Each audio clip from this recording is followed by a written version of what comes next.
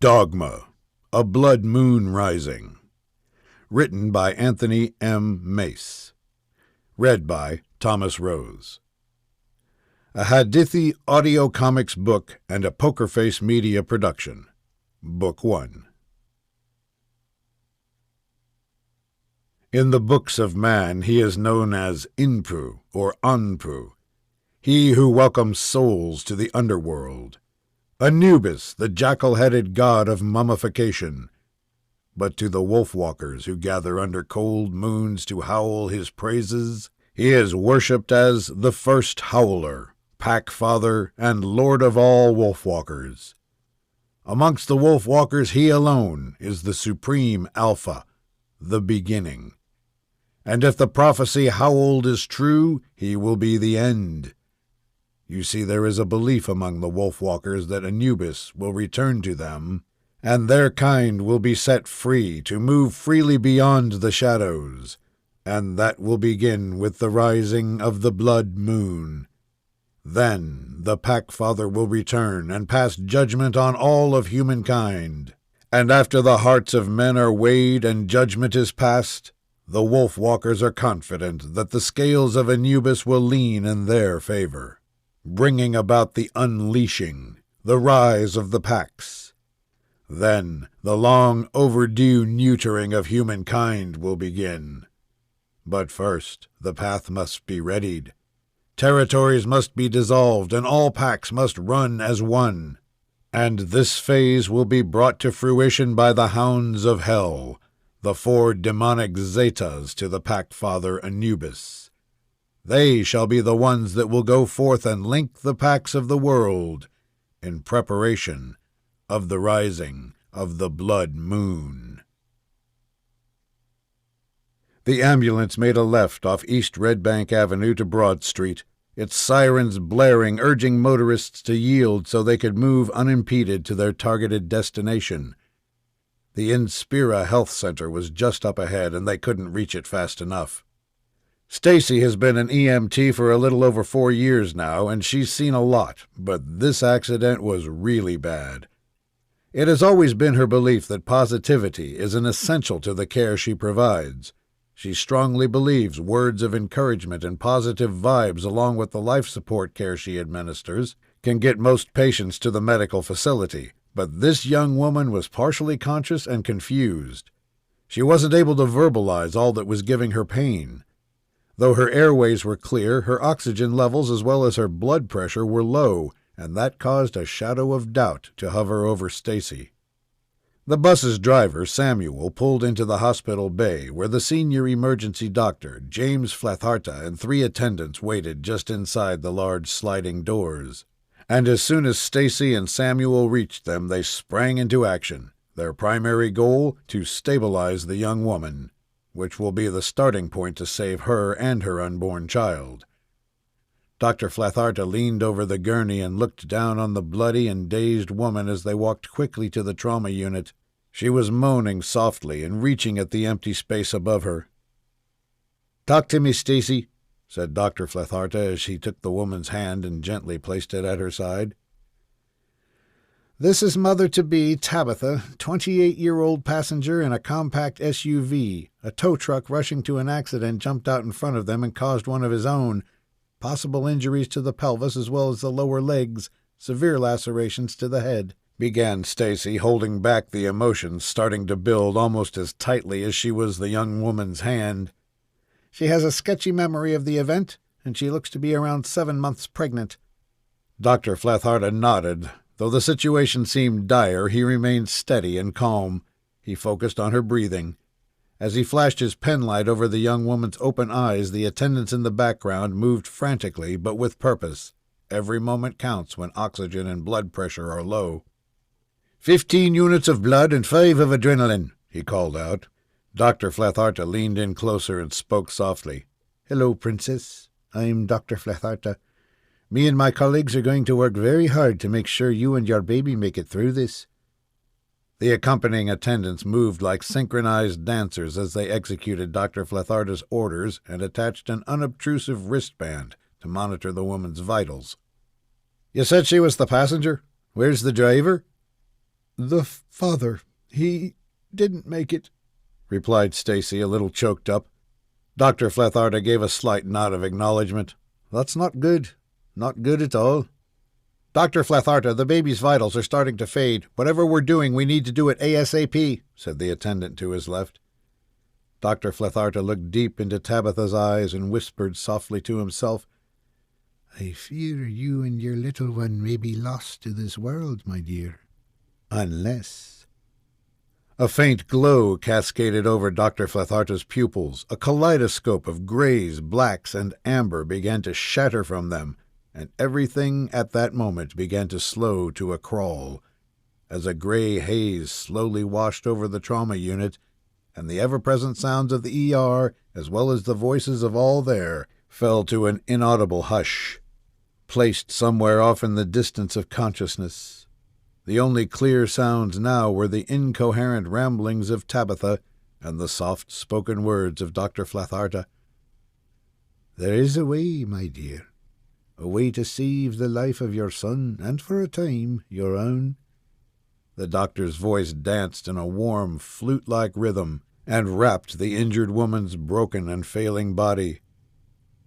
"A reckoning is coming, and if we are to stand a chance, unconventional steps must be taken.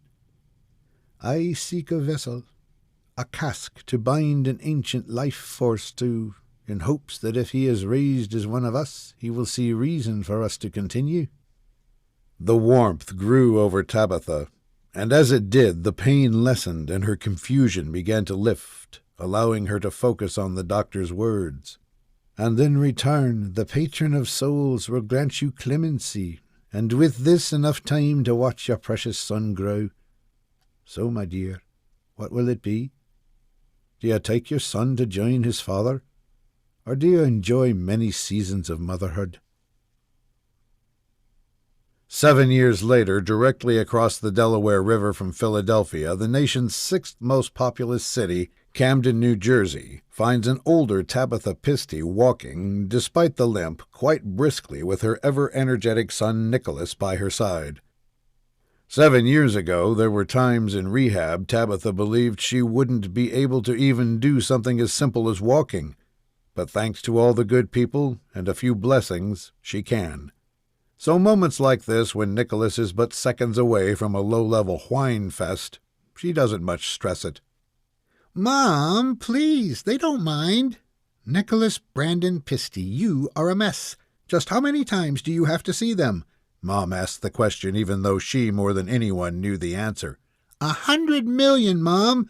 Young Nicholas's excitement was almost uncontainable. He bounced on tiptoes, making his case as only a child could.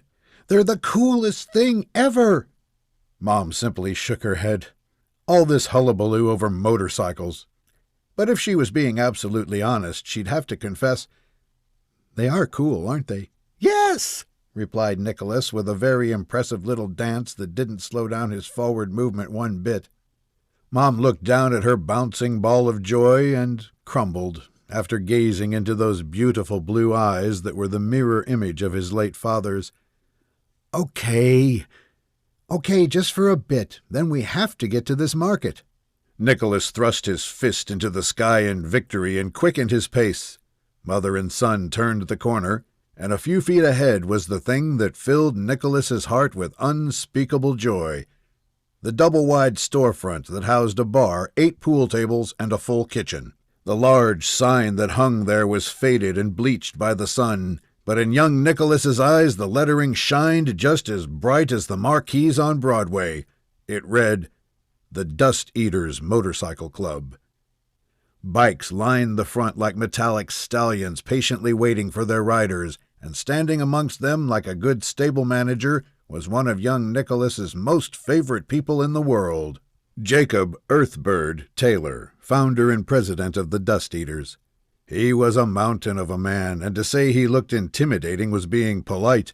But those who knew Jacob Earthbird Taylor understood he was an angel with a heart of gold. A stone-cold angel, but an angel nonetheless, and that was evident by the bright smile that spread over his hardened face when he turned to see young Nicholas, who just broke free of his mother's hand, running at him full tilt. "Little Nicky, "Earthbird!" shouted young Nicholas, which immediately drew a reprimand from his trailing mother. "That's Mr. Taylor, young man." The correction, though respected and understood, was quickly waved off by Earthbird's beefy hand. "Nonsense. Family calls me Earthbird, and you and little Nicky are family." Mom smiled and raised her hands in surrender as young Nicholas leaped into Earthbird's open arms and received a serious bear hug. "How's my little Nicky doing?" "I'm fine," answered young Nicholas through a laugh. When Mom reached the spot where Earthbird and young Nicholas stood, she received a bear hug of her own. "How's it going, Tabitha?" asked Earthbird as he slowly rocked her side to side in his massive arms. "I'm great. Every day is a blessing." "That it is," said Earthbird with a smile as warm as the midday sun on his face. "Were you guys on a mission or simply stopping by to make my day better?" "We were on our way to the market," she started, pausing for a brief moment to shoot her motherly gaze at her son, who was already scrambling in between two of his favorite bikes. "And you know who wouldn't have been able to go on if we didn't make a detour." Earthbird bellowed a full, hearty laugh from the pit of his core. "But of course. Every time is like the first time when it comes to bikes." "Ain't that the truth?" The statement rang out just behind them from the club's entrance. It was Earthbird's wife and club matron Rose. She walked from the entrance with the only smile that could rival Earthbird's. Tabitha turned and greeted her. "Hey, Rose." "I knew I heard my loves out here. Hi, Tab," answered Rose as she wrapped Tabitha in a warm embrace, then instantly went on the hunt for the second love of her life. "And where is my darling little Nicky?" She looked at her husband with a playful glance, which Earthbird answered with a jerk of the head, directing her just to right. And like the classic Jack-in-the-Box, young Nicholas popped up from behind the bike and shouted, "Here I am, Mama Rose." "Yes, you are, my love." Rose hurried over to the bike and took young Nicholas's face in her hands, then painted his forehead with kisses. Once she was satisfied that no spot was missed, she turned her attention to Tabitha. "Did I hear you say you were going to the market, Tab?" "Yes, ma'am, you did." "I need to grab a few things for dinner," answered Tabitha. "Why, do you need something?" Rose moved to Tabitha's side and locked arms with her, pulling her close. "I sure do, and the main thing is good company," she said. "How about you and me do that, and we leave these two fine gentlemen with their toys?" Young Nicholas's eyes grew to the size of saucers at the suggestion and began to bounce uncontrollably in place. "Mom, please!" "You don't mind, Earthbird?" asked Tabitha, though she already knew the answer, and as expected, Earthbird replied enthusiastically, "Absolutely not." Tabitha looked down at young Nicholas, who was still giving her his best pretty please, Mom face, and surrendered. "Okay, but be good." "I will. Thanks, Mom." Earthbird and Nicholas celebrated with a high five. Tabitha and Rose shared an amused glance. Giggling, the two women proceeded to walk off. Earthbird snapped Nicholas up in the air and sat him on a bike, which caused him to smile even harder. "Awesome! I can't wait until I'm big enough to ride for real," said a giddy Nicholas as he stretched forward to grasp the handlebars. "Earthbird, can I ride with you, Rose, and the guys one day?" he asked. "Heck yeah. Family is always welcome to ride, and nothing would make an old dust-eater like me happier," answered Earthbird. Young Nicholas looked up at Earthbird, starry-eyed, grinning ear to ear. "For real? For real?" he asked. Earthbird leaned down until he and young Nicholas were face to face, with the pinky finger of his right hand extended. "For real. For real. That's a rider's promise. Your first ride will be with the dust-eaters." Young Nicholas locked Earthbird's pinky with his own, shook it vigorously, and then replied with a heartwarming, "Awesome!" 8 years later, the atmosphere in the two-story house on Kansas Road in Camden, New Jersey, is subdued. All that gather here today speak softly, mostly out of respect. More so because of the loss they are all dealing with. The hurt has simply drained all the strength needed to produce anything louder than a whisper. Rose put on the bravest face she could as she moved through the mourners towards her husband, but her long-time partner knows her too well, and the pain and concern was for him easy to read on her face. When she reached her husband, he instinctively leaned in to listen. After she was done speaking her concerns, he straightened up. He took a moment to gather himself, Then he gave his wife an understanding nod along with a light squeeze on the arm. He then took a deep breath and headed upstairs to the rear bedroom. Once there, he paused at the doorway and eyed the young man that he had come to love like a son. 15-year-old Nicholas Pistey stood quite still, leaning at the window with his hands in his pockets. Since Earthbird's thoughts were already organized, the only thing left was for him to get on with it. "So, what's this Rose is telling me about you putting everything in storage and leaving town, Nick?" he began as he slowly closed the space between them. "Don't try to change my mind, Earthbird," answered Nicholas. His tone was even and definitive. Earthbird could tell from his calm that his decision more than likely was fixed. "No, sir, that's not my intention at all," Earthbird replied with his palms up in surrender. When he reached the window, he took the position opposite Nicholas and folded his arms, then continued. "I just want you to explain the reasoning. That's all I'm asking." Earthbird studied Nicholas's face and body language as he waited for him to answer. He took notice of how Nicholas's gaze stayed locked on the images on the other side of the glass, and could see why his wife was a little worried. His focus was on nothing and everything at once. Earthbird could only surmise that just the act of looking was keeping him centered. When he answered, Nicholas's even tone was unchanged. "It's simple. I just really need to leave Camden." Nicholas finally turned to face the man, who he has come to love like a father. "There's something calling to me out there, and I can't ignore it anymore." "Okay, I understand that. Oh, too well," answered Earthbird as he thought back on the day he decided to hit the open road so many years ago. Sensing solidarity, Nicholas continued. "Hell, the only reason I stuck around this long was because of Mom, and now that she's—" The rest of that sentence caught in Nicholas's throat. He took in a breath and turned back to gazing at the objects on the other side of the glass. "I gotta go, Earthbird." "But what about school, Nicky?" asked Earthbird, and to his surprise Nicholas turned to him with a mischievous grin on his face. "I got my GED months ago. I'm good." "Whoa, okay, but—" Before Earthbird could finish that thought, Nicholas cut him short. "I knew, Earthbird." Earthbird, looking puzzled, moved closer to Nicholas and placed a hand on his shoulder. "You knew what, Nicky?" "I knew Mom was dying. To be honest, I think I always did." The confusion washed over Earthbird and kind of scared him, but the look on Nicholas's face led him to unwittingly concede that he truly believed what he was saying. "How?" whispered Earthbird. "The doctor said the cause was inconclusive." "I know, but I knew," answered Nicholas. "And I think she did, too." For a moment, they both just stood there and let the quiet fill the room. Earthbird took his hand from Nicholas's shoulder and again crossed them over his massive chest. After another deep breath, Earthbird stated the obvious. "Okay, so that's it? You're just pulling up stakes and leaving the only home you know?" "I have to. The pull on me is great, and with Mom's death it's only getting stronger," answered Nicholas as he returned to his gazing. "I know the feeling," replied Earthbird, and emitted yet another long, deep, audible breath of sadness. After a moment of silence, Earthbird presented Nicholas with an alternative. "All right, Nicky, how's about this?" he began. "The club is taking a cross-country in June to Cali to celebrate Arthur and Laverne's anniversary." Nicholas's eyes, swollen with understanding, faced Earthbird in anticipation. "Ride with us. Witness America from a dust-eater's perspective and see how you feel after that." "Really? You mean it?" asked Nicholas. Earthbird was now the one with a mischievous grin on his face. "Really.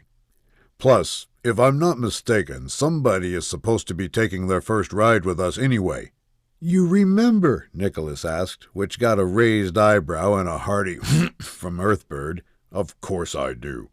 A dust-eater's promise isn't something easily forgotten. Plus, I can get to see how you handle that stallion you've got stashed over there at Plymouth Storage." Nicholas, though he shouldn't be, was still shocked.